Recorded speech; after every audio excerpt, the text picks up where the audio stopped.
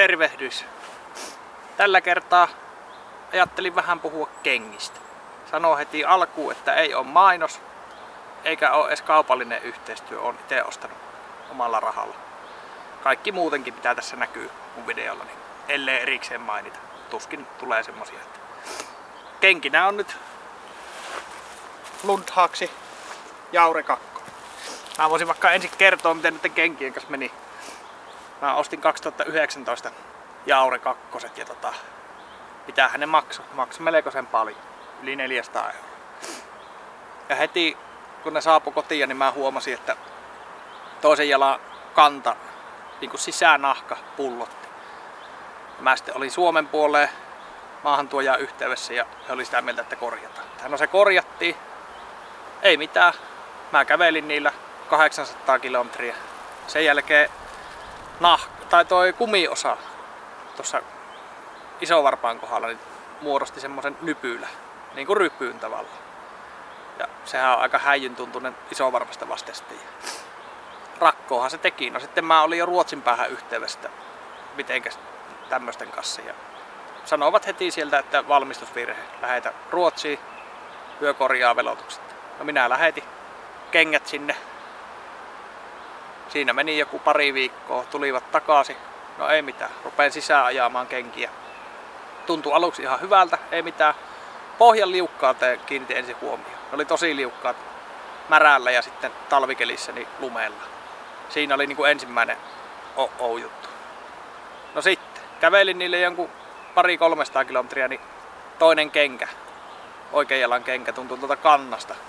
Mihin tuon kannan pitäisi niin kuin lukittua, niin villisti heilu siellä kengässä.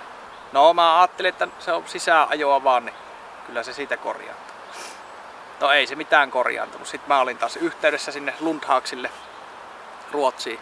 Sanovat, että lähetä uudestaan. Epäili, että se on 3-kerroskenkä tämä Jaure, niin epäili, että se kerroksen väli on niin kuin päässyt irti jostain syystä. Ja ne meni takaisin Ruotsiin, korjasivat, tuli takaisin, kenkä tuntui hyvältä. Kovaa ajoa, edelleenkin liukkaat pohjat, niitä pohjia ei vaihdettu. No nytten taas kun kevät koitti enemmän, rupesin kävelemään, niin se sama homma palasi ja se paheni. Mitä enemmän kävelin, niin sitä pahemmaksi se kävi. Mä jo siinä huolestuin, että onko se jalassa se vika. Mulla on muitakin kenkiä, niin niillä käveli pitempiä lenkkejä vielä, ei mitään ongelmaa, ei minkäänlaista samanlaista. No, ensin jo oli, että nyt oli kallis hutiostos. Tämmöisen kengän pitäisi kestää aika paljon kauan. Oli yhteydessä Lundhaxiin. Hyö sanoi ensin vähän mietti, että mitenköhän tehtäisiin. Mä sitten sanoin, että mä oon nyt lähetellyt niin monta kertaa ne eestakaasin, että nyt kun korjataan, niin se pitää olla kanssa korjattu. Hetki meni ja tuli vastaus, että mitäpä jos lähetetään uudet kengät, että lähetät vanhat sitten paluupostissa takaisin. Mä ajattelin, no kyllä se käy. Nyt on uudet kengät, näillä on 50 kilsaa kävelty ja tuntuu ainakin nyt, että on ihan erinomaiset kengät. Semmonen tarina. Tämmönen kenkä. Eli kumiterä. Siinä on kumia tuo alaosa. Yläosa on nahkaa. Hyvää laatusta saksalaisen parkihtimon nahkaa. Mikähän terrakare se oli. Mutta näkee, että on laadukasta. Ei ole mitään naarmuja eikä halkeamia eikä mitään. 3-kerroskenkä. Eli nahka sisällä. Mikähän Ariaprene nimellä se on. Ei se on sulettu solumulla. Ja käsittääkseni tää sisäpuoli ei ole nahkaa, vaan se on myös keinoainetta. Lundhaxi sanoo, että se kestää paremmin. Pohja on Vibrami. Se on ihan hyvä, mutta kerää kiviä hirveästi. Mainosmies sanoo, että tämä hengittää hyvin. Minusta se on höpöpuhe, että tää ei hengitä yhtään se enempää kuin mikään muukaan nahkakenkä. Jos sulla on hyvin rasvattu nahka, sitten on umpisolu kumi tai muovi tuolla välissä ja sitten on vielä toinen solumuovi, niin sen nyt arvaa, että ei se hengitä yhtään. Mutta sen erokkuus on näissä, että kun näissä ei ole mitään vuorta.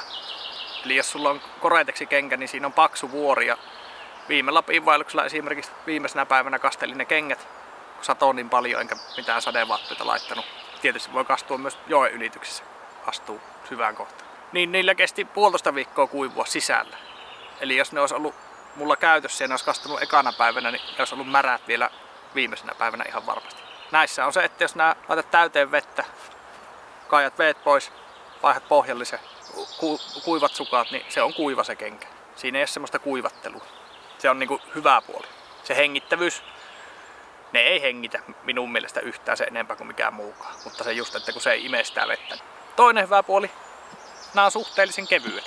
Näin jäykäksi kengäksi ja jämäkäksi kengäksi. Nämä on jotain 890 grammaa kappale. Se on hirveä paino, jos kevyt retkeilijä kysyy, mutta sieltä tulee ihmisiä vaan tällä poluilla. Mutta noin niin kuin raskaan vaelluskengän ihmiselle, niin se ei ole kovin paino. Eli sitä painosta verrattuna Mendli, mikähän se mulla on ollut, se on 100 grammaa kappaleelta suunnilleen painavampi. Jäykkyys on suunnilleen sama. Tää on ehkä jopa vähän vielä jämerämpi. Se on niinku mulle hyvä juttu. Se jämeryys. Tossa justiin Muuramejoella kävi, tai on nyt viikonloppuna käynyt kävelemässä ja siellä on tulva. Ja kävelin silleen, että polovia myöten oli vettä. No sehän tulee sisään täältä varren yli menee, mutta se ei loru silti niinku kumisaappaaseen, että se tulee. Sitä ei paljon päässyt siitä. Muutenhan tuo on vedenpitävä. Se tehdään rasvalla. Varsinkin nämä saumat, mitä tässä on. Aluksi rasvataan tyyliin 3 kertaa jokaisen käytön jälkeen. Sitten harvemmin. Hyviä puolia. Se on kestävä. Se on korjattavissa. Omaan makuun tarpeeksi jäykkä. Varmasti jollekin liian jäykkä. Ja eikä ole niinku asfalttikenkä missään nimessä. Ei sillä nyt ehkä huono, mutta on se vähän semmonen kolho kovalla alustalla. Mutta pehmeä metsämaa tai raaka maasto, kivikko, erinomaisen hyvä kenkä. Tuo vettä imemättömyys on todella hyvä puoli. Sen saa kuivaksi. Ja se ei niinku kastu. Se kun sieltä veet kaataa pois ja rätillä vaikka pyyhkäsee niin, ja kuivasukka jalkaan, niin se on kuiva. Se ei niinku jää märäksi. Mikä tekee sitä myös, että se ei rupea haisemaan. Se kuivuu nopeasti. Siitähän se kenkä rupeaa haisemaan, kun se märkänä on tarpeeksi kauan. Huonoja puolia. No itse en tykkää tästä pohjasta. Ihan siitä syystä, että tää kerää valtavasti kiviä. Siellä näkyy kannassa. Ja ne saa kaivaa ne kivet, niin ne ei lähde sillä lailla, että sormella raavit, vaan pitää olla joku keppi, millä kaivelee ne pois. Mutta se on pieni ja Lundhaksi tekee noita kenkiä myös. En muista sitä pohjavalmistajaa. Mulla on niissä voresteissa on. Toisissa kengissä on toisen valmistaja. Se on minusta parempi. No huonoja puolia. Hinta. Nuo ainakin tämmöiselle työukolle niin on suolaisen hintaiset. Mutta sitten toisaalta jos ne nyt toimii niin kuin pitäisi, se nyt jää nähtäväksi. Jos jaetaan 15 vuodelle vaikka se ja sitten pystyy vielä korjaamaan. Ja se korjaus on, se nyt ei ole halpaa, mutta se on halvempaa kuin uudet kengät kuitenkin. Tuosta rasvaamisesta vielä sanottava, että jotkut sanoo, että se on huono puoli, näitä joutuu rasvaamaan. Mutta omasta kokemuksestani harvemmin näitä tarvii rasvata kuin Gore-Texin kenkiä. Näihin käytettävä rasva on semmoista niin jälympää tavaraa. Sehän Gore-Tex-kenki on omaansa, se ei saa imeytyä liian syvälle ja se ei tietysti kun se pinnassa on, niin se ei pysykään niin kauan. Näissä kun saa käyttää kunnon möhnää, missä on tervaa ja kaikkea seassa, niin se on tosi jälyä tavaraa. Eli nyt olisi ajatuksena käynnistyy kestotesti. Ja se kestää niin kauan kuin kenkä kestää. Ellei tule jotain, että näissä kehittyy joku samanlainen ongelma.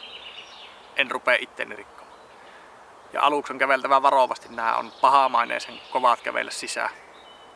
Ne on tosiaan 500 kilsaa talsia ennen kuin ne on hyvät. Että mun on tarkkaan se mietittävä, kun sinne pohjoiseen kun lähtee, niin laitanko nuo vai laitanko totummat kengät. Niin kuin kestävyyden kannalta en ole huolissaan, mutta jalan kestävyyden kannalta. Ja se on tämän tyypin kenkä on sellainen, että ainakaan itselläni ei kestä paikat sitä väkisin kävellä. Se on käveltävä hitaasti. Siinä tulee sitten jo vaurioita. Mutta katsotaan. Edellisillä kengillä kävelin näillä jaureilla, mitkä meni sinne Ruotsiin takaisin, niin toi trackeri näytti 1800 kilometriä. Eli yli 2000 kilometriä varmasti. Että ei sekään nyt huono saavutus kengille ole, mutta ne oli vielä pintanahaltaan, niin ei niistä nähnyt käytön jälkeen oikeastaan mitään. Kumissa jotain pieniä skraiduja, mutta nekin oli vain pintaa, ei mitään, mitään semmoista, että näkisi, että siinä on lopputulossa. Joo. Palataan tuossa syksyllä asiaa uudestaan. Katsotaan paljonko niillä käveltiin ja onko mieli muuttunut. Mä nyt tiedän suunnilleen, kun mulla on nuo ollut sama kenkä tai sama kenkämalli. Ja lopuksi voisi sanoa, että jos olet kenkää harkitsemassa eikä ole rahasta kiinni, voin suositella kaikista hankaluuksista huolimatta. Kuitenkin suosittelisin kokeilemaan, niin kuin nyt yleensä kannattaa kengät kokeilla ennen kuin ostaa, mutta näissä erityisesti. Tää alaosan kumi, se vähäsen muotoutuu.